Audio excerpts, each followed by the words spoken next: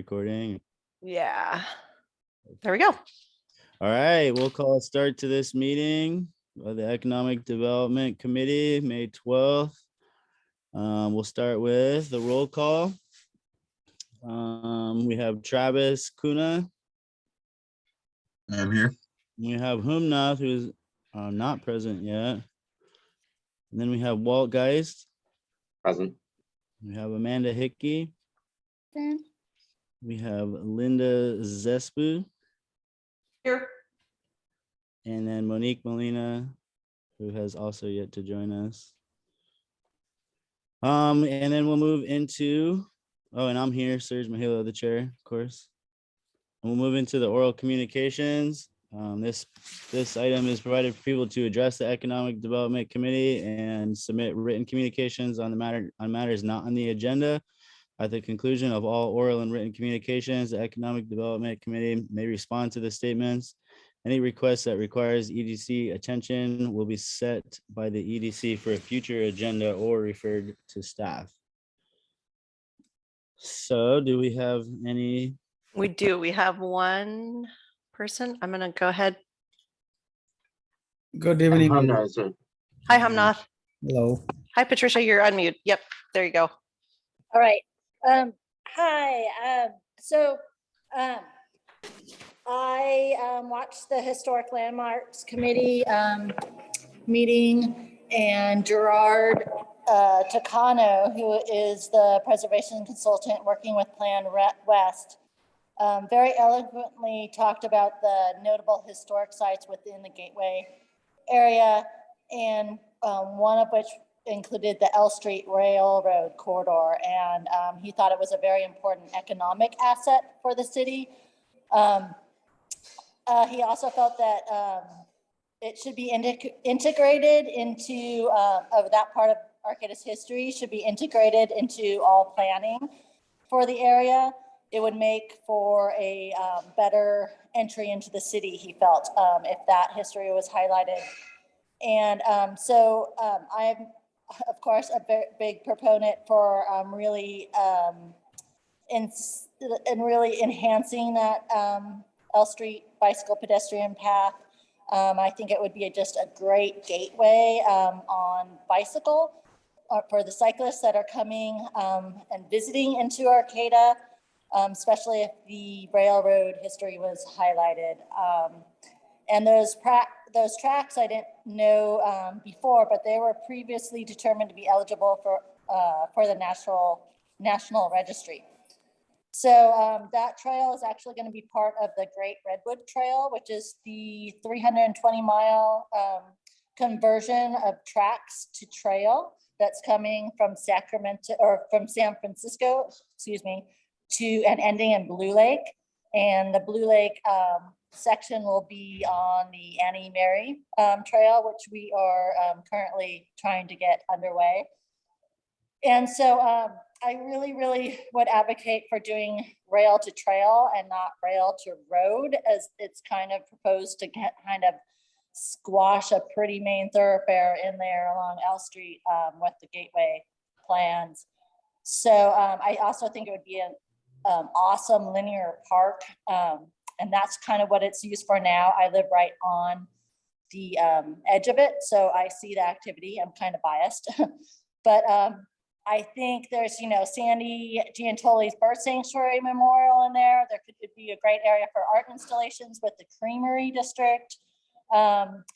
It could be like bocce ball or table tennis, and I think it would just be a really good way to highlight the arts community with the Creamery District as well, and playgrounds, basketball courts, etc. So anyway, so that's kind of my push, and I just think that corridor is such a huge asset. It was such a great addition to our city that we should really be enhancing it. So, and especially for the economic of it, I think it would bring a lot into Arcata. So anyways, thank you for letting me talk. All right, thank you, Patricia. And then Jen, are the comments from the last one and I have it in the email, About is the, relevant to this section, I was wondering. no, the next, so you're going to move into approval of minutes. Those were public comment about the item, the business Oh. item 1. Okay, understood. Okay, so we'll move into item 3, the approval of the minutes. Number 1, we will approve the Economic Development Committee regular meeting from February 1st of 2022 minutes. Would anyone move to that we approve those? I'll move to approve the minutes. I second it. Okay, here a movement and a second. Should I go? I'll go one by one. Travis, Aye. and then Linda, Aye. Amanda. Aye. I also vote aye that we approve the minutes. So we'll move into 2, the approval of the minutes from the regular meeting of April 5th, 2022. Does anyone move to approve those minutes? I'll move to approve the minutes. I'll second. Lovely, and Linda, Aye. Travis. Aye. Huna, Aye. and I as well vote aye to approve those minutes, which will move us into number 4, the business and action items. Number 1, we'll have a discussion on the business types located within the Gateway Area Plan boundary. Which I suppose that is this the one that would, or is it item B? Yep. Yeah, item B, discussion. Yep. So I will go ahead and if you'll bear with me just a second, I have a slideshow to go through with you. Okay. And this, let's see.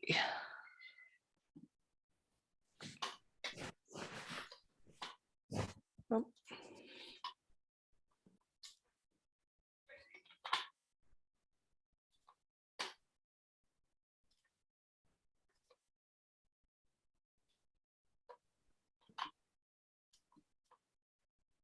Okay, can you see that? Mhm. Yep.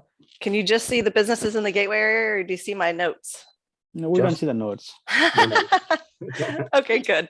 Last time I shared it with all my notes. You don't want all my notes. You just want the No. actual slide. Yeah. So good evening, Economic Development Committee members. I'm bringing back the topic that we had at our February meeting to discuss businesses and economic development in the Gateway Area Plan and that Gateway area in general.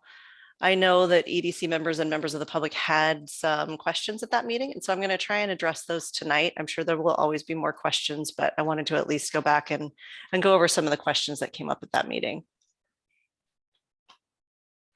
So the topics I'm going to go over tonight are allowable land uses in the draft Gateway Area Plan, business and employment data for that area, business types in the Gateway Area. We're going to go briefly over some retail sales tax data. It's relevant, but not quite as exciting as the rest of it. Go over a definition of what non-conforming means, and then some common questions and concerns, address some of those.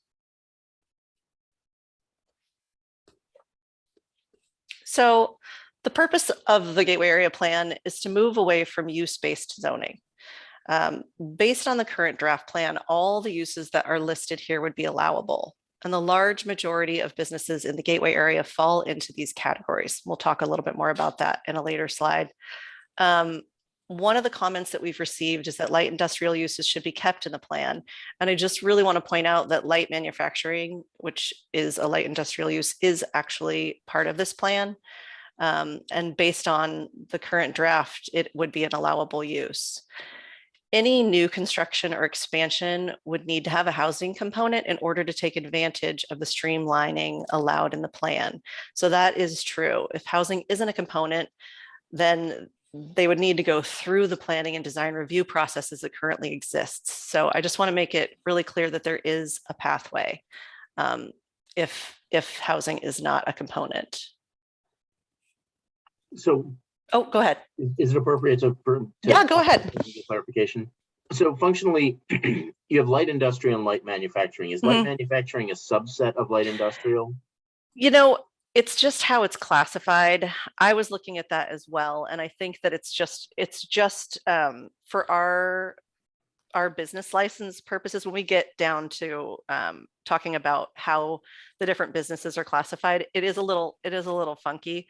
I should probably get the definition, the specific definition for light manufacturing, but I can do that. But yes, I would think that that would be correct, Walt. Yeah, I would like to make sure that's clarified so that Mhm. there isn't, you get down to the 11th hour and suddenly Roget's thesaurus says, no, Yeah, that's not the same thing. I think in the land use code, and I think this is something that's come up, this has come up before, and I think that part of the tricky part is that right now we're looking at a plan, but we don't have the zoning code associated with that plan, which gives much more detail. And so you're looking at kind of an overarching plan, like a big, Conceptualization. exactly. And the difficulty for people to like not be able to dig into the minutia of the actual draft form-based code makes it really complicated and unnerving to many people. It's like, okay, what is this exactly? And what are those definitions? And so I think that once we get that draft out, it will make a little more sense. There will be a lot more clarity. And I'm excited to hopefully be able to bring that soon, because I think that that would be something that I know that this group and many other groups would be interested in digging into more. And my Oh. piggyback question. Oh, sorry, Linda, go ahead. Linda, go ahead. Oh, I was just wanting to make sure I heard you correctly, Jen, that there is a path for some businesses, I don't know, pick some Holyashi or something. Yeah. That they want to expand, that they don't need to have the housing component, or does all expansion have to have housing? No. So in order to take advantage of the streamlining that's Mhm. allowed in this plan, you would need to have a housing component. But if you did not have a housing component and you're Holyashi, we love Holyashi. We don't want you to move to somewhere else, a less desirable city than Arcata. We want you to stay right where you are. And our planning commission, I'm sure, is going to agree with that as well. Mhm. And so there's a process, which is the same process that they would go through right now. Oh, okay. Yeah, it's the same process that they would go through right now in order to do that. So nothing really changes on that aspect for that particular thing, because there's no housing component, which we would love for them to build housing above their manufacturing site. That'd be fantastic. But if it's not feasible and doesn't make sense, there's still a pathway for those businesses. Okay. Yes. Yeah. So Well, no, can I, go ahead. sorry. Yeah. But actually my question is just, follow-up question of Linda. So the gateway plan, my understanding was like, everything gonna have housing component. So that's how it's gonna help us to deal with this shortage of the houses we have here in the city. So how does this, the plan will help us to address this housing Mhm. situation right now? Yeah, because if somebody wants to have office space and doesn't really have to have the housing component and can make retail, things, then there is no housing component. So how is gonna help us actually increase the number of houses or affordable houses for the community? So it allows for streamlining for housing. So it encourages housing development as the priority. It doesn't require it. So if you're somebody new, like you're coming in and you have a new vacant lot, then you're going to need to go through the same steps. You're going to have to go through this process. But and there's not a lot, honestly, of vacant lots here. It's really more to encourage housing development and to allow it, where right now the zoning isn't set for that. So yeah, it's more of an encouragement, I think, than anything else. But it doesn't mean that if you're an existing business or an existing single family residence in this area, that you suddenly have to go out and change what you're doing. So it's definitely a tricky balance. Basically it's kind of rezoning. So, allow to build residential or maybe. Yeah, it's increasing the allowable uses is what it's doing. So it's increasing the allowable uses, where right now the allowable uses are much more limited. This is going to increase the allowable uses to include more residential and high density residential. So what happens if a business, they have a, office space or something, they would like to build a residential? Is that going to be covered on that thing? Or Yeah, Okay. we would welcome that. As a matter of fact, we would encourage that. Yeah, that's actually the loophole that would let somebody basically build additional facilities. The thing that strikes me, and I'm picking up on some of the correspondence that's been submitted, and Mhm. and listening to the presentation, I understand where they're coming from, because that anytime you have residential interfacing with agricultural, manufacturing, anything, really, anything other than just peaceful, quiet enjoyment of your living room, people complain.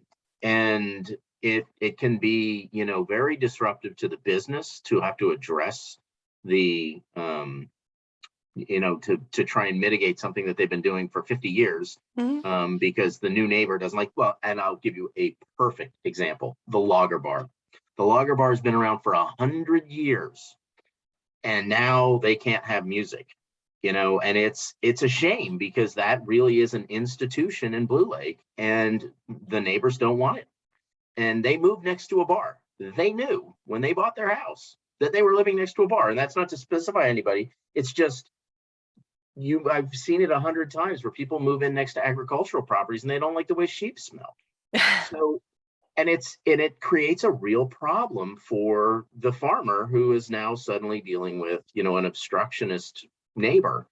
So Well, I don't know how. I don't have a good answer for this, but the concern is very legitimate. Mhm. No, I completely see where you're coming from, and I think that Yeah. there is a concern like that. But this particular area of town is already very mixed. You have Yeah. single It family is. homes in here that are right next. I mean, you have single family homes right next to AmeriGas. You have single family homes, butting up to many of the businesses that are here. So I think in a lot of ways, this already has some of that. It's really nice and walkable. The Creamery district is there. The rest, the pub is there. It's just the trail, which a lot of people have been talking about recently. That's there. I walk it all the time. Yeah. I think that also the ability to be right downtown is something, that I think people will maybe look at and say, you know what, it's maybe worth living next door to whatever this might be. Until And they I, move in. yeah. Well, like I said, some of them, I mean, we can only do so much. Yeah. Well, So and that's exactly the point that I wanted to get to, which is that when you move from a concept to actually like putting ink on a map, these businesses, I think, deserve some level of protection, to the extent that they're an existing conforming use. mhm. And that they are going to have people who, with very few permits, are going to be allowed to build high density housing directly next door to the guy who's running an auto shop, or Yeah. someplace, or AmeriGas, which you look at LPG, the concerns around terminaling on the coasts. I mean, that's no joke, and you will have people who are very concerned. Regardless of the track record, they will have a concern that will have a glimmer of legitimacy, and you will find those businesses getting a lot of pressure. I do not know if there is a way to incorporate assurances into this to say, hey, look, you are under notice. If you are building within X, whatever period of space, you are building a residential unit within this area that has an impact with light industrial, that you accept that is, your lot in life, that this is, that's built into the property value, that's built into everything else. It's just a possible solution, but I do think it's an important thing to address, because at the end of the day, businesses are the lifeblood of our community, and we need them. Yeah, we do. And We can't be all I'll keep retail. going through my slide, and you'll get to Okay. some of it'll, I Yeah. think it'll help Sorry, and answer like I some said, of I them. didn't I hijack mean, it, but this is where a it's okay. lot of concern has been leveled. So I Yeah. want to make sure we're on it. Absolutely. Okay, so one of the questions that came up at the previous meeting was how many businesses and jobs are in the Gateway area currently? So based on the data from the city business license, from our city business licenses, there's approximately 166 businesses in the Gateway area. This information is from 2021. I'm trying to get the 2022 data, but I just, it's a little bit old, but not terribly out of date. These businesses employ about 376 people total. The Gateway encompasses about 9% of business licenses in the city and about 4% of the total jobs. about 20% of the businesses in the Gateway area do not have employees. So I was working with the Employment Development Department to get the jobs data because I felt like it was more accurate than our business licenses. We do actually ask for that information on the business licenses, but I just feel like the Employment Development Department has obviously the most accurate numbers. And so we got that information from them. The Employment Development Department also provided the heat map, which I think was interesting, and I wanted to share it with you guys because I thought that you would all find it fascinating as well. You can see downtown and HSU. The HSU is the bubble to the east of the highway. And the cluster downtown obviously is, a lot of our businesses. There's also quite a few that I wanted to point out up in the Valley West and Aldergrove area. So you'll see some larger employers there too. So the bigger bubbles are the larger employers. And we can dig a little bit more into this map. He just sent this over as like a writing to you guys, but we can dig into that a little more at a different meeting, possibly. Go ahead. I'm just wondering, Jen, and thank you for having sent some of this information in the thread in advance, was useful. And I had looked through there and it seemed like currently there's over 13 businesses that are manufacturing. Mm-hmm. I'm not sure what other ones down there would be considered part of that light industrial bracket that's become such a hot zone of discussion. Do you know about how many others I should include, like if I were to determine which of these 166 are the light industrial? Yep, I can get that information for you. Kind of. They're listed as manufacturing. So the way that our it's 13 businesses employing, it looked like some of them employed maybe 15 or 20 people. Yeah, and I'll actually go through some more slides and get to some more of that data too. Great, thanks. Sure. I think this next slide will help you. Oh, beautiful. Okay, so this graph shows business types in the Gateway area. So we broke it out based on what they put on their business license. So this is what they've self-identified as. There's retail, which is the highest. Manufacturing and consulting is the next. This is where manufacturing is where I think you'll find, and I can double check on this, but I think it's like wing inflatables. This is where you're going to find marimba. This is where you're going to find Haliashi. So those are all in there. Rental is a category which it says, no, there we go. Consulting is the next one. So consulting firms, and then rental is a category in orange. That's actually because we require rental units with a certain number to list to pull a business license. So I put them in there just because I felt like it's important to show that they are part of the number, that they're part of the whole 166. But I wouldn't assume that most of those have a lot of employees. If any, maybe, a property manager or something like that. Let's see. There are 11 businesses that identify as auto repair or parts. And I know this question has come up before, but these would be allowable uses. So I just want to be really clear on that because that question has come up multiple times. Miscellaneous services includes things like marketing, detailing, seamstress work, and graphic design. And then the next one that actually doesn't even show up on here because it just sort of falls off at this point. There's a lot of individual, just like one-off businesses, but home occupations was the next one on the list. And so that was more of like yoga.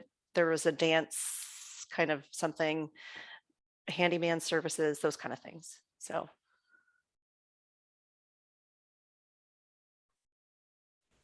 this slide gives a snapshot of the retail sales tax that's generated in the Gateway area. And I wanted to also include the Creamery District in this just so that you can get an idea. Now, the Creamery District numbers are inside the Gateway area. So this information is from HDL, which is where we get a lot of our tax information from. The Gateway area represents about 8% of our total sales tax revenue, depending on the quarter, but that's about what it averages to. I thought that this would be helpful. I'm not going to go into this in too much detail. If you guys want more information on this at a later date, we can also talk about it, and I can pull more HDL data. We just asked them to add the Gateway area as a boundary so that we can pull this information. So we obviously, it was not a boundary before. The Creamery District has been, but so yeah, this is just some information there on retail sales tax.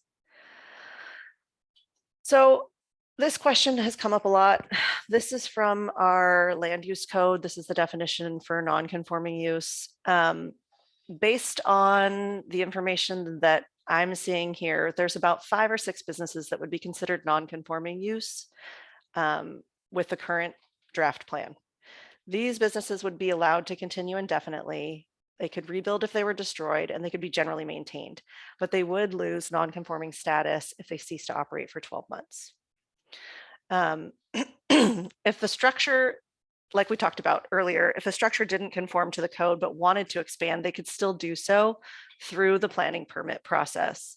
They would just not get the streamlining if they were conforming. So if they were, like you said, maybe Haliashi, if they came in and said, we're going to build, we're going to expand our business, but we also want our employees to have a place to live. So we're going to build 2nd story or 3rd story apartments above us.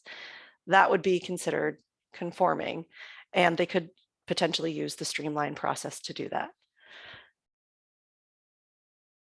And I also, while we're here, just wanted to point out that there are many non-conforming uses and structures throughout the city.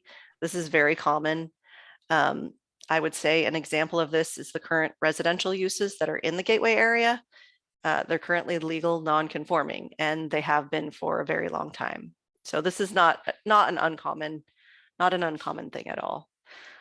The other thing that I just feel like to touch on is, again, the purpose is to give more flexibility and allow more uses with an emphasis on housing development. So it's not to take away that flexibility. It's really to move away from the uses as the reason. It's like, we want there to be, you know, whatever it is that the community needs, we want there to be able to be there. And so trying to limit that. Hopefully that makes sense. So some common concerns: how many businesses and jobs would have to, how many businesses would have to close and jobs would be lost due to this plan? None. So we're not asking businesses to close. We're not even asking heavy industrial or mini storage businesses that would be identified as non-conforming to close. And we anticipate that the mini storages are going to continue to be mini storages. We hope someday they decide they want to build housing on top of those. That would be fantastic. Based on the business licenses we have, and I'm going to say 5 or 6 here, how many businesses will become non-conforming? I've heard rumor that there's 2 lumber mills. Our business licenses only show 1, and the one that it does show to me doesn't seem to fit the heavy industrial, but I'd have to look into that a little bit more. So, because I'm not that familiar with that business. So this is an approximate 5 or 6 is what we're showing right now. I think this is really important to point out because this question has come up a lot. Will local landowner owners and developers be able to build in the Gateway area, or are we just giving outside investment corporations and developers a gift to be able to come and build giant buildings?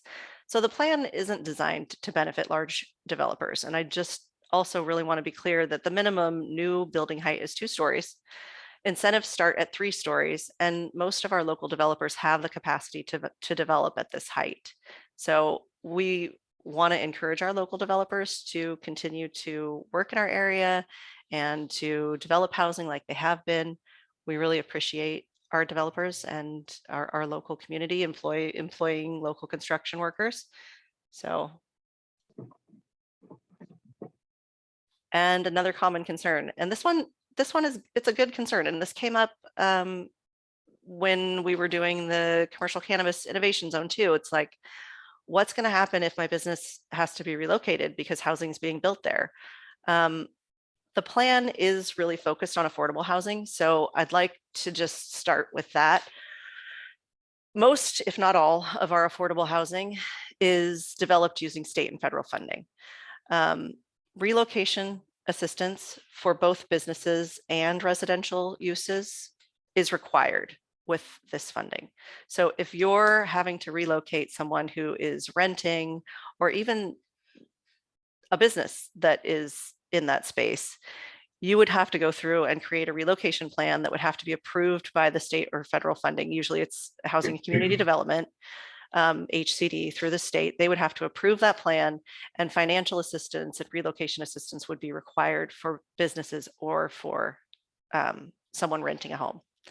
So if it's market rate, that gets a little trickier. And I want to just say right off the bat that the city is willing to work with businesses to find appropriate locations to relocate. And I do think that we need to be more explicit in our plan. I know that that language that's in our plan right now, the policy language, isn't really clear. And so I do want to talk about that a little bit more too, because I do think that this is a really legitimate concern. It's like, if I'm renting a place and now somebody's going to build housing there, what's going to happen to me? Where am I going to go? And we do want to continue to keep businesses in Arcata. We do have a couple sites. So I don't know if you're all familiar, but we have the Happy Valley site over in Alder Grove. It's a fairly large property. And the idea when it was purchased was that it would be subdivided into more of a business park similar to Alder Grove. So that's one possibility. The other is the Little Lake Industry site, which is off Samoa, which we had applied for a cleanup grant for. And I'm happy to announce to everyone today that we learned actually this morning that we were awarded the EPA cleanup application. And so we will be getting to clean up that site and start potentially planning for reuse. So I'm really excited about that. That was the win for today for me. So yeah, with that, I'm going to go ahead and turn it over to you guys. And it looks like Linda and Amanda both have their hands up. So feel free to shoot questions my way. I think Amanda had her hand up before me, so Thanks, take Linda. it away, Amanda. It could be a possibly really quick one. I was just wondering if there'd been any analysis on how, rezoning the Gateway District to, put the plan in action would impact property values. Yeah, so we did some of that with our infill market study at the very beginning. And from everything that we have learned so far is it would just increase the property values because there's more development potential and opportunity there. So that's what I was thinking. It's a pretty big transfer to those owners in that zone. That's great. Yeah. Thank you. Sure. Go ahead, Linda. Yeah, I was just, I apologize for if I'm being ignorant about this, but I don't live that very far away from Alder Grove. And the Happy Valley, is that the old LP mill? Or is that a different, because I had thought the city had bought that at one point. I don't know. It was going to be used for some business type. I don't know if it was the old LP mill or not, but if you know where Alves is, yeah, it's behind Alves. Oh, so, behind Alves. Okay. Yep. So you would drive, we have I think an easement, or they have an easement, I'm not sure, through like where you would actually just go drive right through their like into their yard, and you go all the way back, and there's a gate back there, and the city right now leases it out to I think a couple different businesses for different purposes. A log deck, I think, for Mad River Lumber. Well, that's why I was wondering if it was the old flake board mill, because they have a log pond out there. No, it's not the flake board. So we actually, no, it's not the flake board. So the flake board, we had a loan. Bob Fegus bought the flake board. From but it went through a foreclosure process, and then the city ended up with it. We had a fairly large loan with the Humboldt flake board plant. And they defaulted and went through that whole process, but Bob Fegus ended up purchasing that. So no, it's a vacant part. I thought it was just Britt Lumber that he bought. So he might have bought that too. I'm not that familiar, but I do know that no, it's not the flake board, and it is kind of an interesting property because it is back there behind Alves. So okay, I was just curious about that. Yeah. I had a quick question. Sure. I was looking at like in particular, like what like the businesses and stuff that would open, and I saw like a lot of like restaurants and stuff like that. That would be cool. Definitely needed in the area. But I was just wondering if there was any special considerations to prevent because with all these new spaces, I just like worry about thinking about like a bunch of dispensaries opening like more than there already are, and people So kind of using that to. yeah, Is that there already now it's kind of crazy just walking through like the lower half of the gateway. I know it's So- Humboldt and stuff, but no, I know the dispensary actually that went to the city council at the last meeting to have the conversation about whether or not we need to reduce the cap. I think the cap was set at 15 and they're discussing reducing it to 10, I believe. So they've instructed our staff to go back and start looking at that language and what we need to do there. So we just brought it up as a topic just because there are quite a few now, and it's somewhat saturated in particular areas. One of the council members did ask for just some more information about whether or not we can set something up so that you can space them so that there would have to be distance between them instead of having them like right next to each other and that kind of thing. But yeah, that's actually being discussed separately from this. It's just something that has come up though. So yeah, good question. Hamnath, go ahead. Well, I was just wondering, do we have any incentive for the businesses to move in that gateway area?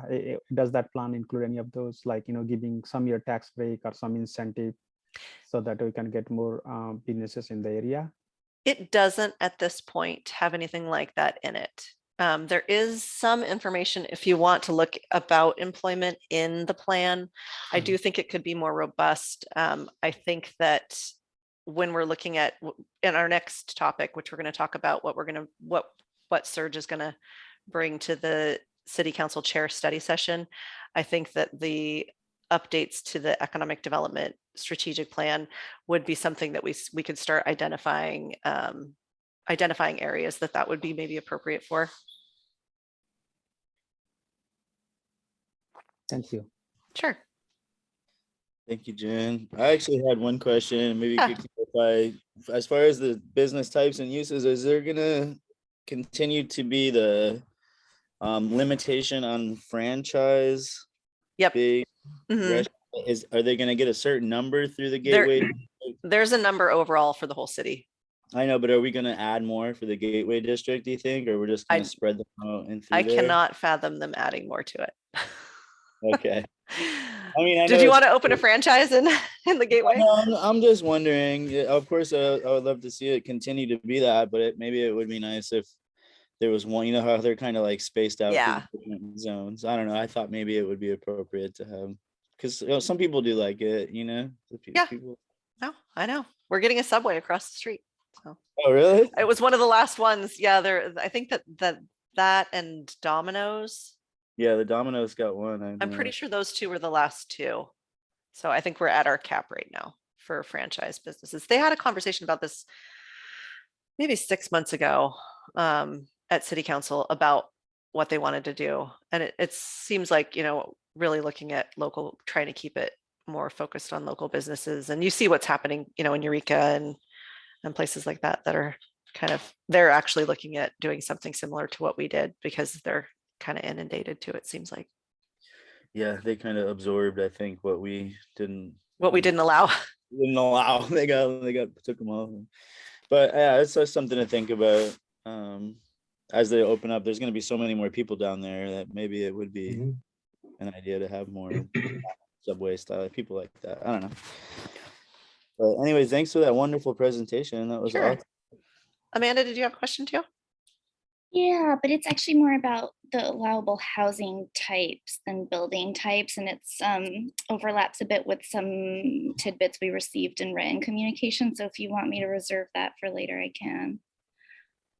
No, go ahead. And I'll try and answer it. I don't know if. Okay, yeah. I'll do my best. There was one of the comments we received over written communications brought up the issue of building equity in the gateway area, home equity for current and future residents of Arcata. And I think it's a really important point. The respondent, whoever was writing, I think erroneously commented that when you have a 6-story building, it's going to be a rental apartment and not owner occupied, and that's not true. You can absolutely develop even affordable housing on a community land model. But I am wondering what incentives or kind of like appropriate parcels that have been identified in that area to encourage use So of that kind yeah, of. some of that actually will be coming out, I think, in the form-based code as well. I think more details surrounding that.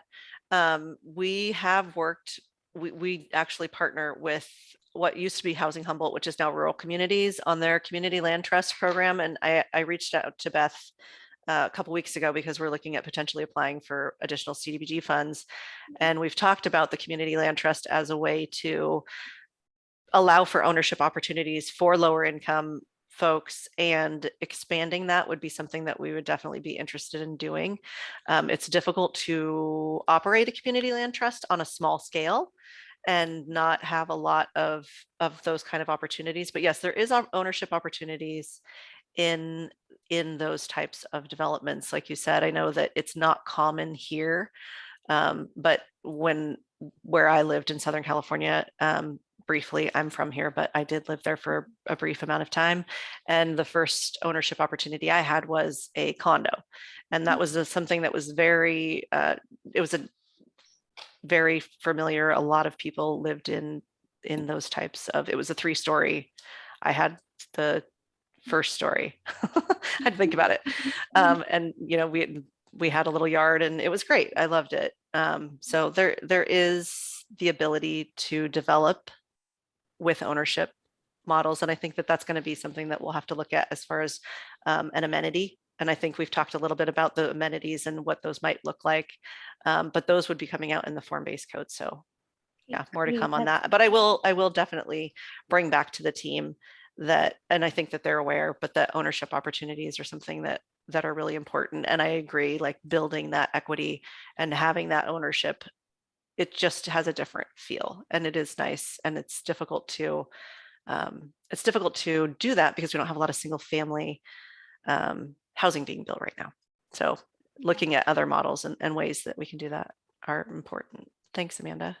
Awesome. Well, You- just I have a quick question before we move forward. Jennifer, I was just wondering, like you just mentioned that we have the cap for franchise business. So Mhm. really, what is the cap for City of Arcata? I mean, what kind of business, or do we have any category, or how many numbers in total? I think it's 10. I don't know. I don't have the ordinance memorized, but I believe it's 10. And they have a definition for what they consider a franchise business. One of the questions I think that was being kind of discussed was, Church's Chicken inside a Chevron, is that considered a franchise business? And I think what they actually came back with was yes, they felt like it was. So obviously, a chain of any sort. So like McDonald's, Carl's Jr., one of the ones that I think is coming to Valley West is Dutch Bros. And so that was another question, like, okay, Dutch Bros, obviously it seems to be a franchise business. And so they had some discussion around it, but it is in our ordinance. And Hamnath, I can point you to that so that you can get Thank more you. information on it if you want to Sure. get clarity about what is and Yeah. isn't considered franchise business. And I do think Absolutely. it's 10, but Okay. Yeah, there's also subsets of where they can be located, which is an interesting aspect of that regulation. So that is something to be aware of. I'll Yeah. send it out to all of you because it sounds like you guys are interested in it. And I think that it would be worth looking at. Yeah, it's definitely important part of this committee, because I mean, we talk about the economic development, and then we have all these kind of caps, and yeah, obviously we want to protect our local businesses, but at the same time also we want to be competitive, in terms of the opportunities for employments and other opportunities for our citizens. So obviously it's very important thing for us. Absolutely. Yeah, Yeah. I think it keeps Arcata, by standing on that ground, and then what you get, the more hometown feel. So I love that. I also love what Amanda said about that equity. I think that would be really something special for us to do that doesn't happen a lot up here. And we are totally that spirit as Arcata of spreading the equity and allowing it to be investable by not just a huge developer, but a model like that could be very creative. And I think people would really appreciate that. Another So- model that, another model that I've been thinking a lot about and that has been brought up at previously at some of our housing equity group meetings was the co-op model. And I am not completely familiar with them, but I do think that that is another way that we should start maybe looking into. I know that I do know from my past experience in finance that it's difficult to finance them. And I don't know if that's because of California regulations. I know that on the East Coast, they're very much normal. That's something that happens there. But I think it's something we could look into more too, is that co-op model. And that's something I think people here would really appreciate. We love our co-op models. So, Yeah. Walt, go ahead. Yeah, I want to say, yes, I agree with that. I was going to ask if, one of the things that's kind of a center pin of this plan is that you get brownie points and offset points for, whatever it is, but it's a cafeteria plan, right? You can put in a bike rack, or you can do this, or you can do that. Incorporating something that is, an ownership related might be a way to facilitate, to get, to grease the skids a little bit for people to own. The other thing that I wanted to say, and this is wheeling it back a little bit, is you were talking about employees being jobs, and a sole proprietorship may not have an employee, but it does provide a job. So you've got family-owned businesses that may employ several family members. And I just want to make sure that that's not getting lost in the translation, that employee and job is not necessarily the same thing. So, Right. So do we want to open it up for public comment, or did you guys have any other questions or want me to? I think we're ready to open it up for public comment if everybody agrees. Okay.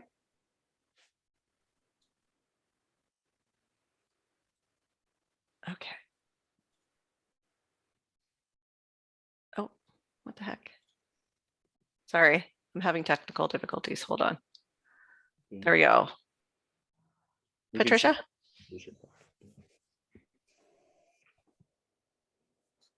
I'm sorry, I never unmuted from the first time, sorry.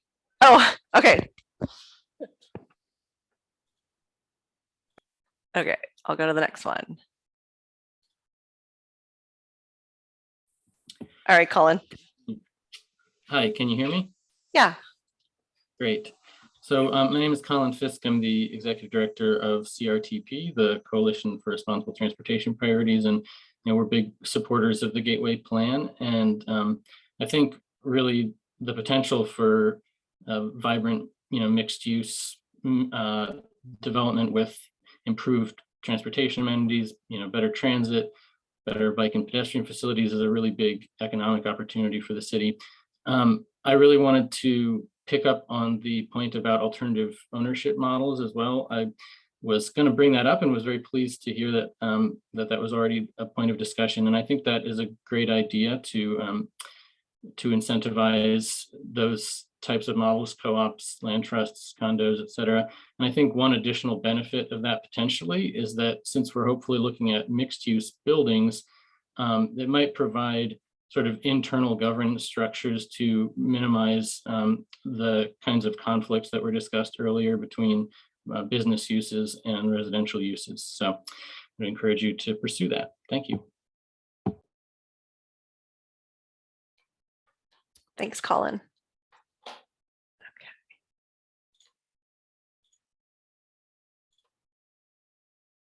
Oh, whoops. I just promoted Scott to panelist, I think.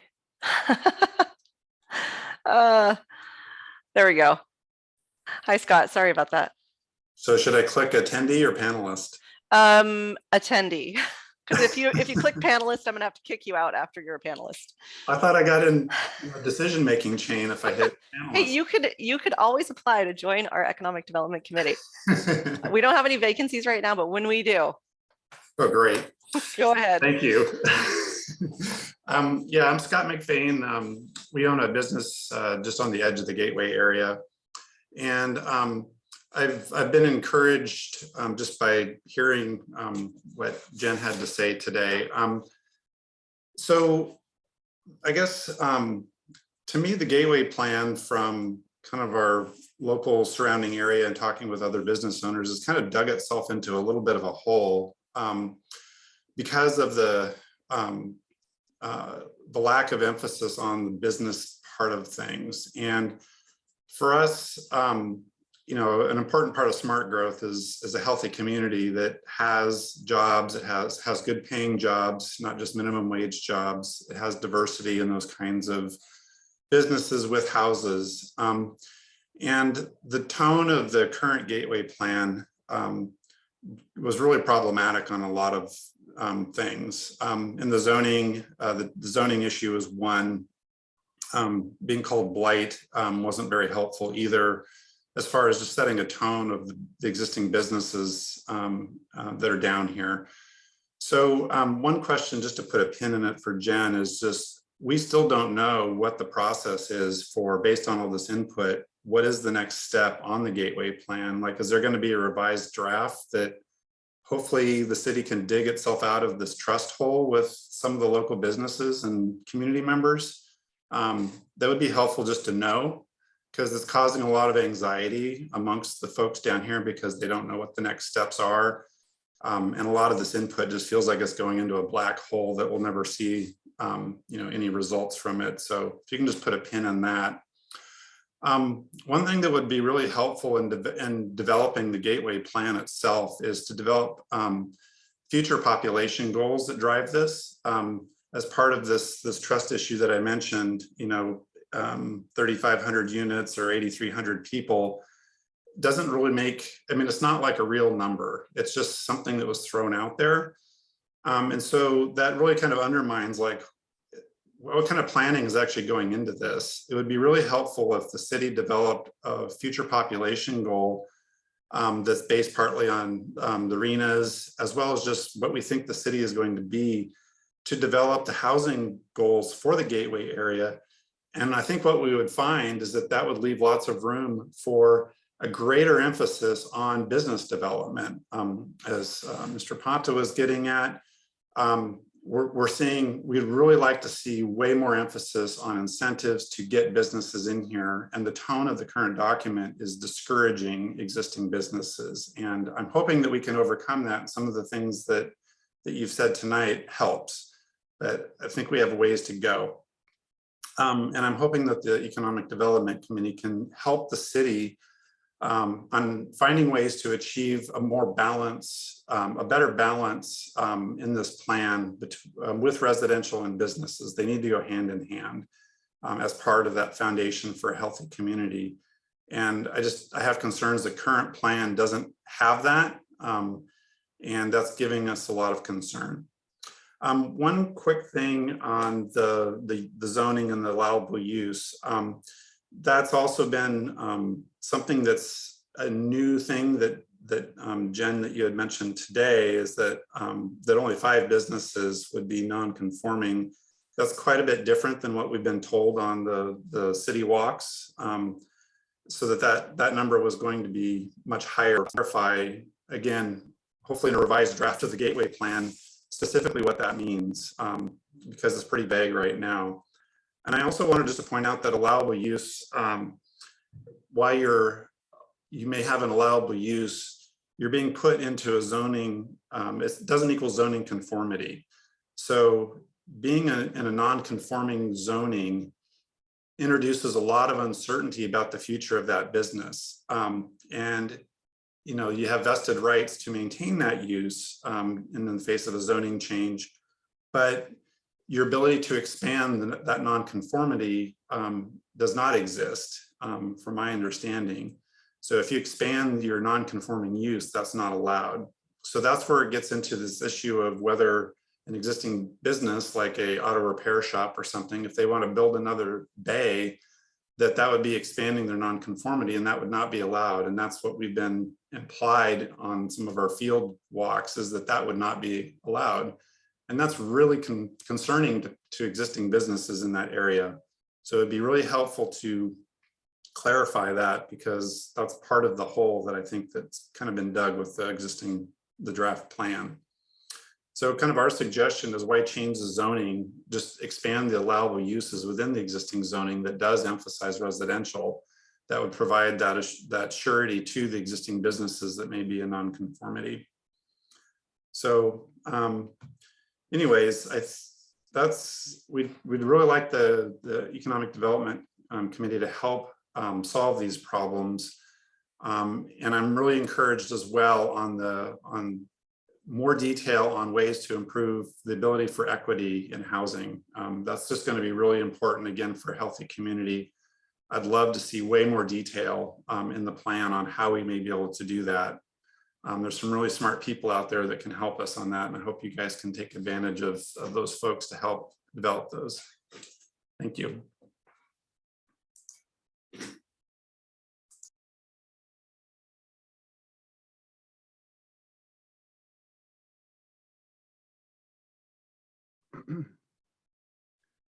Go ahead, Anthony. Thank you. Hi, everyone. My name is Anthony, and I've been in Humboldt County since I was 12 years old, about 20 years now. I'm an Arcata resident, and I do a lot of networking with local businesses. I'm kind of building up a network of productive interests, but that's not the point right now. I wanted to get into a lot of what other people had been saying, and also to thank y'all for considering ways to help people own residents in these homes, because I guess the main point is that Arcata has to benefit from the developments. If there's going to be a large amount of growth here, then it's probably wise to consider the existing infrastructure and how we're already handling the growth that is coming now. So my basic point is, why would we build a whole lot without improving the existing infrastructure? And that may be a good way to use those state funds for development would be to incentivize current businesses to grow and expand their operations. And that would be something that I think would fit the attitude that a lot of us in Arcata are feeling, is that if there's state funding and a need for population growth, the plan has to reflect Arcata's culture and its best interests. And also, I think that it's important that we have a little bit better outreach, because it's not really easy for everybody to follow on Facebook what's happening and make their way to the meetings. It might be good to host like a block party or something like that, and do it real responsibly and with the community in mind, to make sure that everybody gets their input in, because this community has always been about community sustainability, and we have a local business culture that is loved by many people who not only live here. And I think that if we do this right, we can make an impact in what we do from here forward. I don't want what happens from here forward to destroy Arcata and make it like everywhere else in California. And I think I speak for not only myself. Thank you. Thanks, Anthony.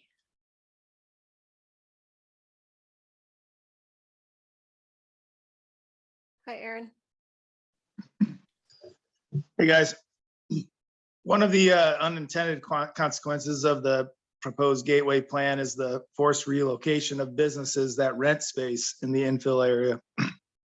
Take, for example, 1309 11th Street, where Brio Bakery, Country Living Flora, Renaissance Computing, Youthability Thrift Store, and Northern Humboldt Union High School District's Community Integration and Employment Program operate. This building employs around 50 people, probably more right now, while providing much needed services for Arcata. We're all renters from Kramer Properties. Currently, the zoning density does not provide Kramer an incentive to build housing, which has allowed a business community to thrive despite a housing crunch. If the city rezones and he finds that residential will be more profitable than commercial, where will we go? And it's not just us at 1309. Think about minority-owned businesses like Jimenez Glass and all the artists that represent what's great about Arcata, like in the Kinetic Sculpture Lab, which is also their renters in the Gateway area. So I think you just have to understand that in the business community, there's a lot of renters in the Gateway area, and we're feeling at risk for relocation. Personally, I work with this Northern Humboldt Union High School District's community integration program, and provides employment for adults with developmental disabilities. We also, our proximity to Arcata High is very important, because that's the training grounds for people with disabilities to get work experience.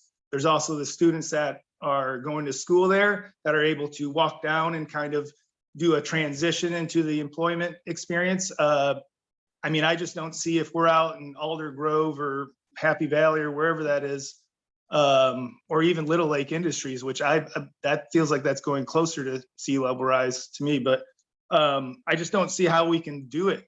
So I think that it's worth considering that, you know, we do want to make some rentals, you know, available for residents, but we have people that are currently renting in the Gateway area. And we don't have the power to say, okay, well, you know, it's our choice, you know, whether we want to stay there or build or do whatever. We don't have a choice. If our landlord says, hey, this is, you know, I see I can build a 7-story place, I can replace my 5 tenants with whatever, 72 tenants or whatever it could be. I feel like it's just giving an incentive to relocate us. And so I think it's pretty important for you guys to think about that as we move forward. Thank you. Thanks, Aaron. Okay, we've got one more. Oh, Chris. Hello. Yeah, thank you for your presentation, Jen. That was good. I mean, you brought to the table some language that was definitely lacking in the proposed Gateway draft. And I mean, you know, a lot of the concerns, I think, and the fires that have arose out of all this has to do with the presentation with that Gateway draft. And it really didn't have a lot of the language that it could have to help people understand a lot of what's going on. It sounds like either there's been some backtracking or there's been just, you know, the ability to discern some of these issues that people are having. I still would agree with what Walter said, that there needs to be some specific language written into whatever becomes the plan that gives folks some sort of assurance, you know, that they're not later down the road. I mean, you're removing land use existing codes and you're replacing those with others that are diluted as far as what the current use is. So, you know, I tend to think what Scott said makes a lot of sense. You know, you could move some of it in the other direction where you leave the codes and the land use forms the same, and you add those allowable uses for folks that want to build housing on and get away from light industrial uses. And it kind of relieves the tension from the other side of it. So maybe instead of a blanket zoning for the entire 138 acres, you could do some more groupings that would make a lot more sense for things. But anyway, there's a lot of discussion that could go on. And I know we keep trying to discuss, we're not getting a lot of mirroring back or reflection with what we're saying. And we're waiting to hear that. But definitely your presentation tonight was a good form of that as a reflective voice from the city. So I appreciate that very much, Jen. Anyway, yeah, Scott said so much of what I wanted to say, and he says it a lot better than I do. So anyway, thank you so much. I'll let anybody else talk that wants to. Thanks, Chris. Okay, I think we have one more. Patricia, was your hand up or was it just up the whole time? No, I put it back up. Okay, okay. So anyways, I kind of wanted to go through a little bit more. I think it would be really useful if you guys went back and listened to the Planning Commission meeting, the prior one, just prior. David Loya had a little bit different take, a different feel to the non-conforming uses. And if they were going to expand their business and what it would entail. It had, and I can't remember the exact wording, but it had a little bit of a flavor of, well, if it fits within the vision of the Gateway area and what we're trying to achieve, then it would go through planning and then be up with council as a vote. So anyways, it was kind of like if it's conforming to what we want to do with the Gateway is kind of the language. And it was, I think that type of language is very disconcerting for the businesses. My husband and I actually bought our house because it was within the working area of Arcata and it was close to town, but we really, really liked that aspect of the mixed use. I love taking my car to the mechanic and walking home. And then, you know, going, then Eureka Glass was there and, you know, the electric, I can't think of the name, General Electric, can't remember, just an electrical. Anyways, over on Samoa, we go there all the time. And I just really, really like the fact that we can walk to those light industrial areas and businesses. Another point that I brought up in the past is I'm really concerned of future light industry being blocked and barred from coming into the Gateway area. There's not a lot of other areas for, you know, industrial, limited industrial. I know there's some polluted areas that we're trying to, I thought it was going to become a dog park actually, but so I think that area is getting really tight. And I think for the viability of our community and our city, it would be great to have like an open door, welcoming door to those light industrial, especially with Cal Poly, and can kind of piggyback some of those people that want to stay in the area and open the businesses. So anyways, I just wanted to add that to everybody else's comments. I thought were fantastic and right on. And so thank you. Thanks, Patricia.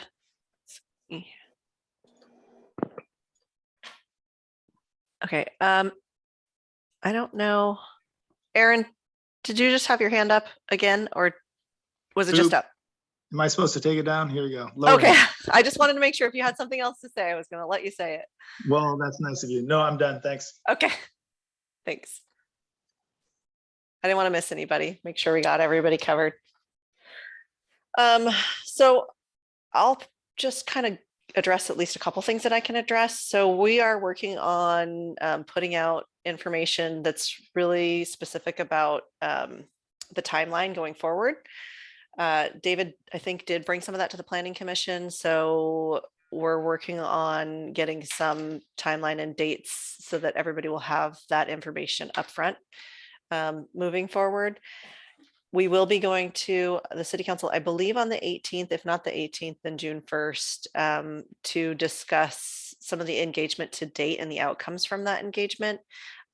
Not just the open house. I know a lot of people are really interested in the open house, but we've done what feels like 1 million engagement events for the whole process. So we're writing up that engagement information for everybody.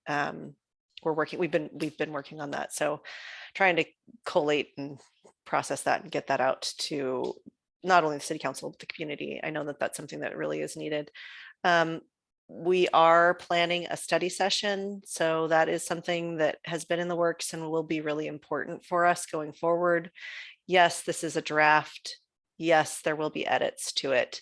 And I know it's really frustrating that some of the community's comments and ideas haven't been able to be incorporated yet. I know people would like to see it a lot faster than it's happening. But at the same time, they'd like to slow it down a lot slower than it's happening. So we're trying to balance it. We're trying to balance that. And also with some of the things that have gone on with our council members and with waiting to see whether or not certain people were even able to participate in the plan, it's definitely taken a little more time for us to get guidance, I would say, from City Council. So we have an election that's coming up. We'll have a full council at that point, hopefully. The idea is that we will then have some type of a study session where we can have more conversation about the draft as it currently stands, about the engagement, about the input from the public that we've received so far, which is really important input, and then start looking at changes and start looking at what sections need to be enhanced, what sections need to be adjusted, what are the things that are just definite no-goes. I mean, we really need to get this information. And then a lot of the definitions and some of the more clarity will come out in the form-based code. So there'll be a draft of the form-based code. And I think that will be really helpful. I know that's one of the things is that this plan isn't real clear on some of the definitions, and getting some of those definitions really clear and out in the public will be helpful. Let's see. I love the idea of a block party. I am down for a block party, but only if I can have a beer at the block party at the pub, maybe would be a good idea. I like that though. I'm going to use that. I get the concern about the business that are renters, and I'm definitely going to bring that back, as well as the equity component, and community land trust, co-ops, condos, those kind of things, and making sure that that's highlighted as an amenity in our form-based code, that's something that we're really looking for with developers, because I do get that. Trying to see if there's anything else I can address while we're here. I would agree with what Scott said about maybe the tone. I do think that blight is not a real great way to be described, and that's unfortunate that was the way that this sort of started out. I don't think that area is terribly blighted. I mean, I'm sure there are some business, some places that need to be fixed up. There are definitely things that could be improved, probably everywhere. But I enjoy walking through that neighborhood. I am there almost every day on that trail, and I think a lot of us are. It's something that a lot of people use, and so it's unfortunate that was the tone at the beginning. So hopefully I addressed some of the next steps. As far as population growth, we are working on some models for that. And so that is in the works right now. And I think some more information will be coming out about that.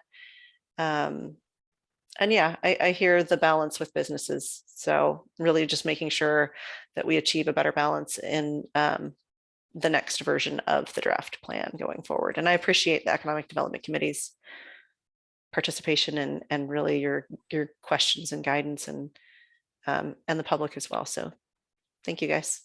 I think that wraps up oh, well, unless you've got something else. Yeah, well, I just want to crystallize some of the things that I heard. I mean, because I think the public comment is so critical to what we're trying to do. The way I see this, and one of my concerns that's kind of been really clearly daylighted, especially with the conversation about removing current tenants to, basically rebuild their property into something that they can't live in, is, you can call it gentrification if you want, but the idea of shuffling out existing people so that you can shuffle in new people is gentrification. And that is not Arcata. And I do think we run a very, very high risk of doing that. The Youthability Thrift Store, it's an incredible cause. They've done a lot. Brio, I mean, businesses like that are so fundamental to this community, and to shuffle them out so that we can have, Dutch Brothers in a little boutique shop is not progress. Nothing against Dutch Brothers, I've been there plenty, but I am picking up what people are putting down, and I completely concur. I don't know if there's a way to prioritize which properties are fast track for development, such that you're not, if there's a business elimination, like that's a negative, so that you're not, the low hanging fruit isn't the place that's already got 18 businesses in it, and that's the first one that gets wiped off the map. And that's a very real risk. So there are key opportunity sites identified in the plan. Yeah. So I would definitely take a look at that. I don't believe that any of the key opportunity sites are opportunity sites that have a significant amount of rent to businesses, except perhaps the Barrel District, which we all know is where Wing Inflatables is. I think that is potentially identified in here, but I'd have to look. But the key opportunity sites are identified in there. So it's something to take a look at and dig into more. And I'd be happy to bring that back at one of our next meetings if you guys want to talk about that and kind of highlight those on a map so you can see where they are and what's there, and just sort of go through those a little bit more in depth, because I think that's a good thing to highlight. Yeah, so I want to just clarify this. I'm not talking about incentivizing development in places, because if you own a piece of property, it doesn't matter if they're incentivizing building somewhere else. You're going to build where you own your property. And if you have the means to do it, that's the way it's going to go. So it's more of an acknowledgement of the negative impact of developing certain sites. I mean, that may not be, even possible, but I do think, not just prioritizing certain places to make it easier for those to be developed, but to acknowledge that a development that has a fundamentally negative impact on the existing community is not where you want to start. And I don't know how you do that, but I do think it's very important.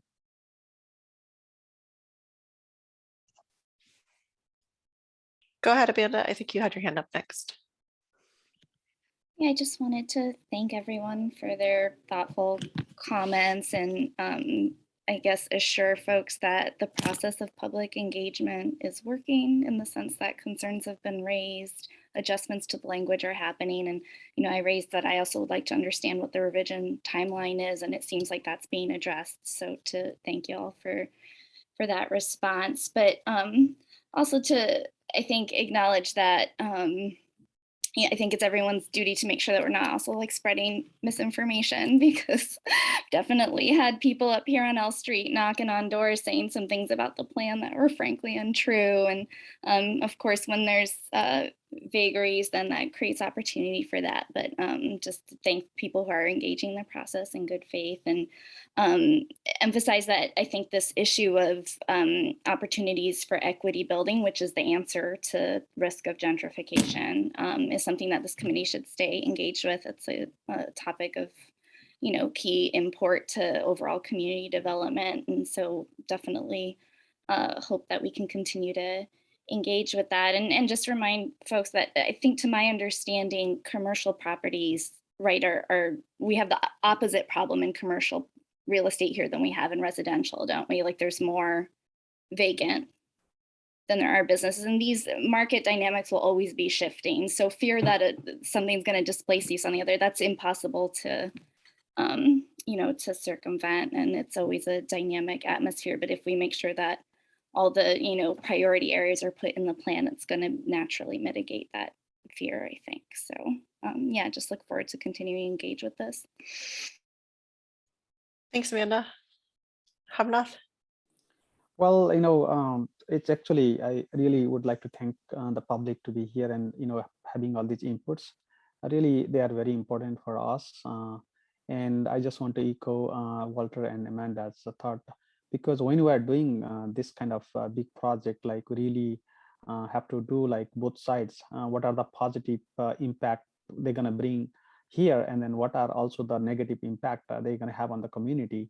So really, this is a really important topic. I need to have more conversation before even we go to the end. So really, important. So probably we need to have more conversation on how we can contribute. This committee can contribute towards that, hearing the public comments and adjusting those, and then putting the right recommendation to the city council. Thank you. Yeah, thanks. There's definitely going to be more opportunity to have discussion about this and to really nail down kind of what this committee's recommendations are for the plan. I think that'll be ongoing. So hopefully we'll bring it back to you guys in June, which at this point is only a few weeks away. So I think with that, Serge, do we want to move to? Yeah, let's move then to item 4, number 2, discussion and recommendation on the upcoming chair city council study session.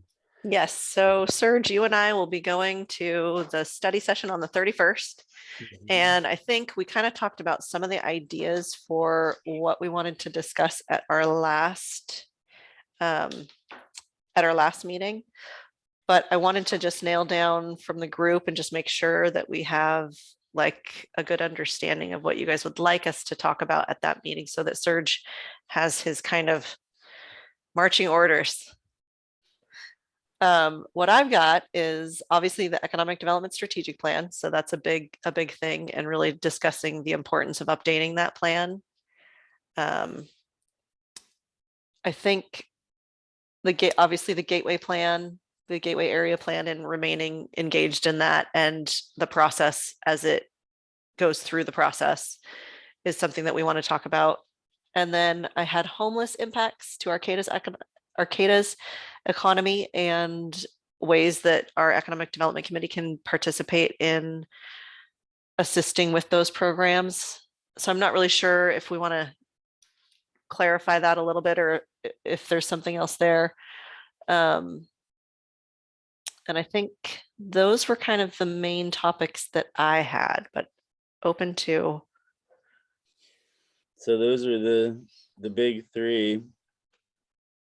But I think there's probably going to be a lot of more technical kind of pieces, maybe more applicable, just having to do with the area, with the gateway plan and proper. It seems like with all the different things, I would imagine that that's going to be just a lot of what this study session is about. Or is it just is it broad? It's broad. It's really broad. It's a study session for each of the committee chairs. So each of the committees. So energy, parks, us are going to be going to the study session to meet with city council and just really talk about what our main kind of priorities are going forward, and get maybe direction on if we were talking about something completely off topic, they might redirect us back to one of their priority goals. And I think we're going to talk about how some of what we're working on relates to their goals, and how we can be more, maybe be more effective, and communication styles between us and, our committees, and making sure that the council's getting that feedback. I'm not sure exactly what they're going to want to discuss, but I think it'd be good for us to have kind of our, hey, these are the main things that we're really talking about at our meetings and working on, and just making sure that those things are on track. Mm-hmm. Okay, well, I love it. That's the big three things I feel like that we do, as a committee. And I think Anybody else? just to get in and get more comfortable with what exactly, our function is and how we can function and be part of the whole general big picture of it. We obviously get together ourselves and we're getting comfortable within ourselves, but it would be great. And Jen, you've been great. You've been really, really awesome the entire time. Just taking your time and explaining stuff to us and making us feel empowered. There's never like a silly question. You're always there to answer questions. So, I really appreciate you for that. Thanks, Serge. Yeah. So besides those three, is there anything else that you guys think that we should focus on or report back, or anything that we need clarity on that I can bring back to us? Oh, Hamnath, you had your hand raised. Well, so is this, it's I don't want to talk about regarding what you're going to have. I think those 3 points are good, but are we going to end our, can I put some agenda item for our next meeting? Are we going to that process, or? Yeah, we can we're not at this very moment at this item, okay. but during correspondence committee and staff communications, we can talk about All right. agenda items for our next meeting. Definitely. Thank you. All right, so everybody's comfortable with those kind of three main topics, and okay. Great. And Serge, I'll be there to help with whatever I can. Thank you, Jen. Yeah. I really appreciate it again. I'll have just come back from vacation, so hopefully I'll be tan. Perfect. All right, so we'll move into item number 4, which I think I said 4 the last time, but this is item. Oh, is there any member of the public we should ask that wanted to have a discussion about the upcoming chair city council study session? That's true. I don't see any, so we can move into 4. Okay, we'll move into number 4, business action items. Number 1, discussion, or excuse me, so that was number 4. So then we're on number 5, correspondence, committee and staff communications, excuse me.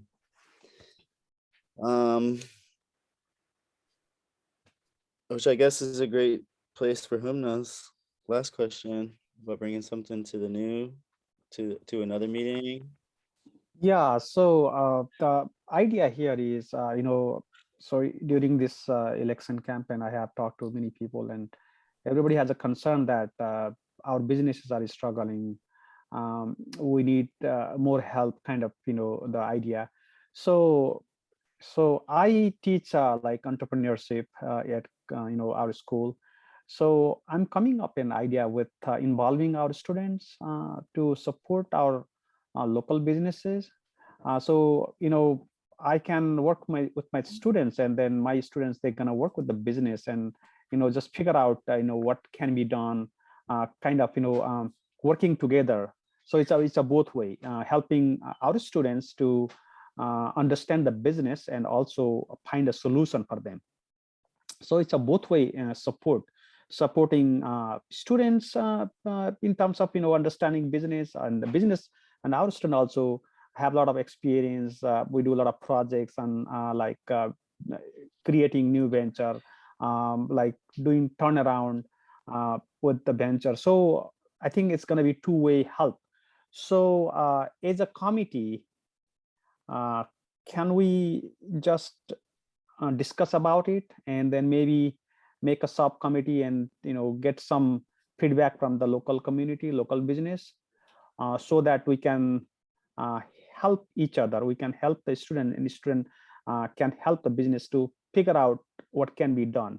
And I would be happy to write a grant for supporting our students. So business, they don't have to pay the money for that. I mean, basically, I'll try to get some money from from outside, from different foundation. But I would like to have that discussion in our next meeting, and maybe we have to have a subcommittee to get the idea from the business. Then we can move forward. What do you guys think about it? I'm thrilled. I brought that up years ago at the with the Presidential Advisory Commission to get interns into the local business community, which is roughly what you're talking about, but in a slightly different business development sense. And I think we're missing a huge opportunity to not leverage off the university's acumen, for lack of a better word. Thank you. So, yeah, fantastic. Yeah, I love I guess. So the idea is that you want to connect the student population. I just want to clarify, to connect the student population to the local business community is your main goal? Well, the main goal is, so I have students in my entrepreneurship, finance class, right? And also we have a new venture. So I want to work with our students and get them some funding, because I want to support them too. And they're gonna work with the business, and they're gonna work, like turnaround, like what is happening, learning the problems, what could be done. So they're gonna come up with a lot of recommendation, or maybe they're gonna really work on the business. So basically, my students, they're gonna work with the business, and they're gonna work with the business to find the solution. I mean, sometimes, small thing could be changed. That's gonna really make a difference, the way the business they do. So it's gonna be opportunity for the students to learn from the business, and the business also have opportunity to get help from our students. So it's basically, and I'm gonna write a grant for that, and I get funding for that. So I'm gonna support the students. So it's kind of not really an internship model, but it's a connecting the community with the students. And as a community member, or as a community organization, or as a community, it is also our responsibility that we get involved our students in our things, right? Because so that they feel the sense of being the part of the community. Cal Poly is very important for us too, as a community. So we can have a better link, and it's going to be it's supporting the business. Basically, the idea is supporting the business through student participation. Probably they will be working for the whole semester. Maybe they will be working in summer and work with the business. It's not actually working like they are selling the items or doing things. They are working with them and identify what could be done in terms of being more being more I mean, increasing the business or maybe solving their problems. So that kind of thing, like it's a more like venture perspective. Yeah, I support it. I think that it would be great. Jen, do you see, is that something you think that would be in our scope as the Economic Development Committee to continue to talk about?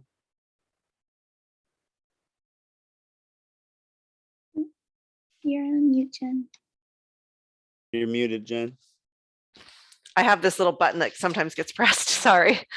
I was going to say definitely. I think that we could put that on the agenda, and I think that that is something that would fall within our committee's scope. And I really think that community development, at least our department, has been really focused for quite some time on ways to connect more with students. We always have interns in our department, like pretty much all the time, and we're always trying to do outreach at HSU. So tabling and that kind of thing, obviously not during COVID because that wasn't allowed, but now we're kind of back to being able to do some of that and participate. And it's fantastic to have connections with the students and to have the students be more connected to, businesses, I think would be right in line. So yeah, we'll definitely put that on the agenda.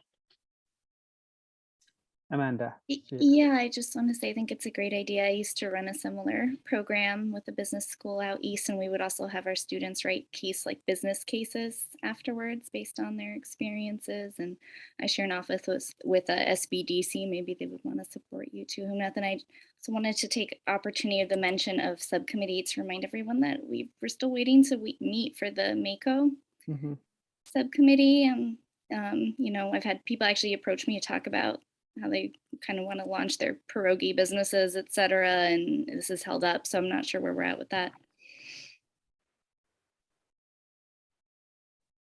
Thank you. That was something that was supposed to get on the meeting that got canceled. So I'm glad you brought that up. That would be something we could bring back up to the next meeting too. Yeah, absolutely. Okay. And then we've got, I thought there was 2 people that were interested in commenting on this. So are we ready to open it up? We'll go ahead and add that to the agenda, and then making sure that gets on the agenda for next meeting. Is there anything else that anybody would like to have on the agenda? I think, Jen, just a correction. I think we were supposed to meet in subcommittee first. Gotcha. Okay. Back to the. Okay. And you guys all have each other's contact, right? Subcommittee. No. I think we have to have you connect us, right? Okay. Okay. I'll put that on my to-do list, and then you guys can meet, because I don't think that by June you're probably gonna have much to report out. Okay, fair. Anything else that anybody wants to put on the agenda before I open it up for public comment? Okay. Hi, Scott. Hello again. No, I think that's a great idea. We do that with HSU students on technical things, but not from a business management side. And when I went through the engineering program, I had absolutely 0 classes in business management. So I still don't know what the hell I'm doing, but I think it would be really a good learning experience for both, and it could actually help out some businesses. So I'm really glad that you brought that up. Second is, I guess it also just spurred to me in some of our other comments, not necessarily to this group or this committee, but to city council and others, that it kind of gets back to the gateway plan, is that there's just a huge opportunity to integrate and build off of Cal Poly Humboldt in building opportunities for STEM businesses like ours. And it may be really helpful. I don't know if you've got some thoughts on how the university in a similar type of a way could help the city encourage that kind of business development, since you're Dr. Ponte at the university can help us encourage that sort of development within the gateway and within the city itself, because it's a huge opportunity that those kinds of jobs are higher. Absolutely, that's a really great feedback, Scott. Well, definitely, I'm working with engineering and other departments. I also have other plan like enriching the community with financial education, going to high school and community and making presentation. So really, I'm trying to connect the business department with the other departments and also have the similar kind of things. One of the things I found in our university is we are not really connected with the community. And really, without connecting with the community, we cannot help each other. And so it could be a business, it could be technology, it could be any other area, engineering. I think the engineering program are more probably involved in the community, but the business are the one they are leading the community through different social service or different servicing to the community through like expertise on solving business problems. So definitely that I will take the initiative, and I have my colleague in my same department. Also, I have my colleagues in new venture management program. So we'll work together, and definitely it's my personal interest to be connected with the community. We just want to guide our students and get them involved so that they have practical experience, and also our business get more support. Like I mean, it's for them, it's an opportunity to get help, and for us, our students are exposed to practical world, so that the employment opportunity for them in the future is going to go up. So basically engaging students, serving the community. Definitely I'll work around on that. Thank you very much.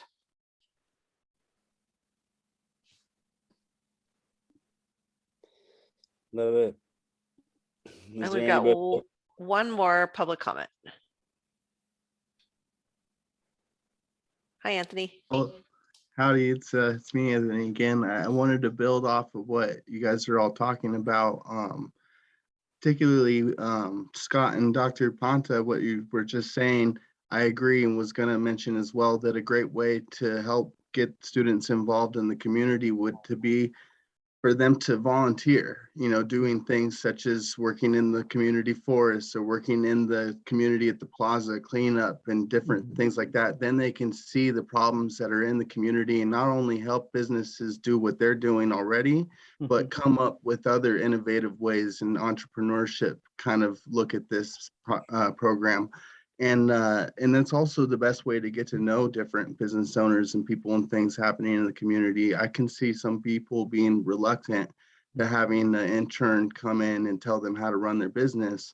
But if a student is coming and providing services and getting to know people and seeing what the culture and the significance of the services is, then we can all kind of, it will bloom and grow from there. And I really support the idea, and will probably reach out and offer my assistance any way I can. Thank you. Absolutely. If you can just search my name and you'll find my email. So always we can be connected.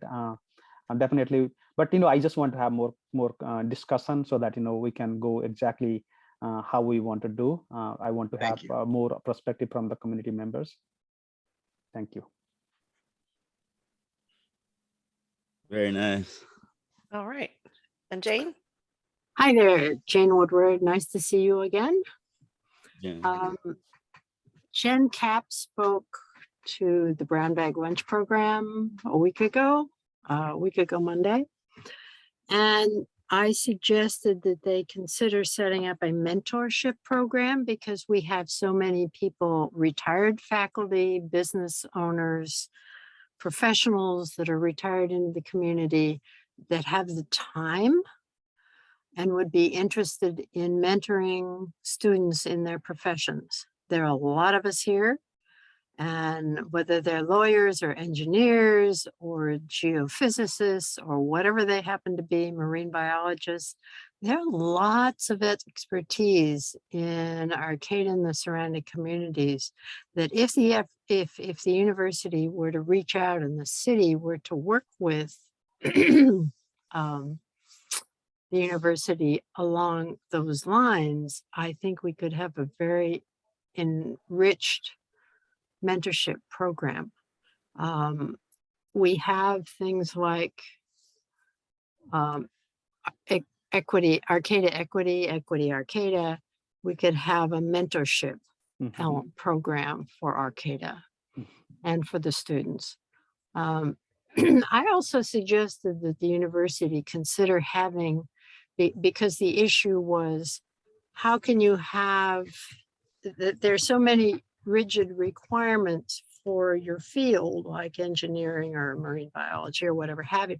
There's very little room for some of the academic areas that kids should get exposed to, whether it's arts, whether it's music, whether it's ethics and logic, whatever it happens, philosophy, that they consider setting up 1 credit programs that would be in essence enrichment. You know, you don't have to put in a full 3 credits, but boy, if you want to learn about logic, here's a 1 credit course you can take and it will count. Okay. And again, you could call on community members potentially to do some of these things. So those are just some of the ideas floating around. And from an economic development perspective, there are many people I think around who would be happy to be business advisors to students. Not just have them have to work for them or something like that, but simply work with them as a mentor. So I think it would be terribly useful to consider promoting that kind of thing in the community. Anyway, thank you. Thank you very much. And well, it's really, if we cannot connect with the community, like, we have a lot of expertise, and definitely, one of the things I'm trying to do is, like alumni and, the Emirates faculty and retired staff, and, having connection with them. So setting up a system where we can, nowadays it's very easy to be connected. Like, we just have to set up a system and have more students or faculty recruiting the members on that group. So definitely, next, maybe a year or so, we'll have much more different situation. I mean, there are a lot of faculty, they retire and they are not connected with the university. I mean, there could be a lot of help to the community. A lot of students, they graduate and they are in different part of the country, and there could be a lot of help for the community in terms of bringing the expertise or bringing the resources. So definitely that was a really, really great comment, and I have taken all these notes, and I'll work slowly and I'm a person, and somebody has to initiate that process, and I already have initiated that process. So hopefully we can do something, and let's continue this conversation. Thank you. Thanks, Hamnath.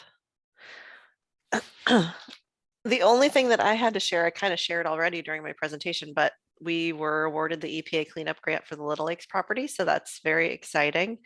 That's a property that I know someone mentioned that it's slated for a dog park. It is. That's a very small portion next to the marsh, but the rest of the property will be open for business development.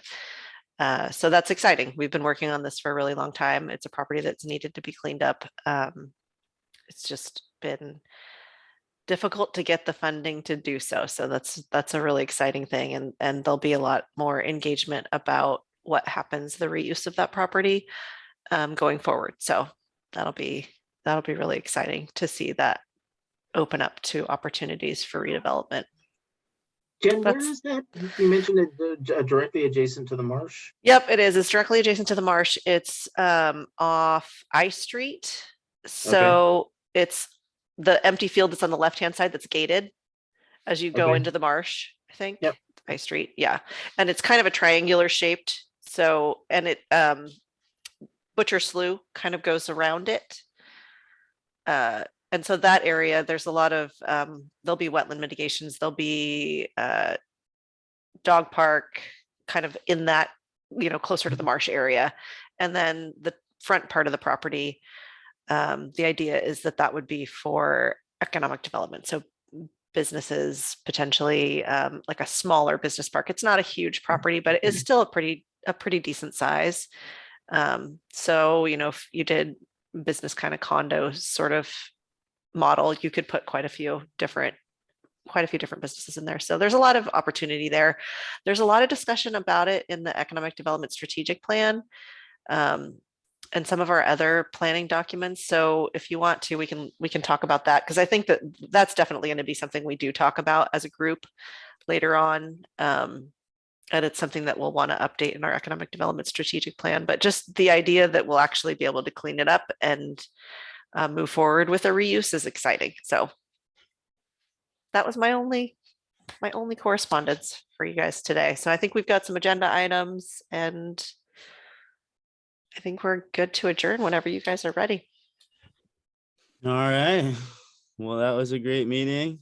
Thank you guys. I loved all the public comment. I think that it was great to hear from everybody, and just kind of engage and ease everybody's mind about that everybody's listening and we're here and we're all together. So that sounds good. So without further ado, at 6:47, I'll call an adjournment to this meeting.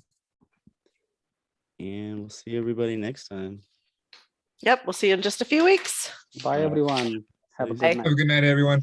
Thank you. Thanks, everyone.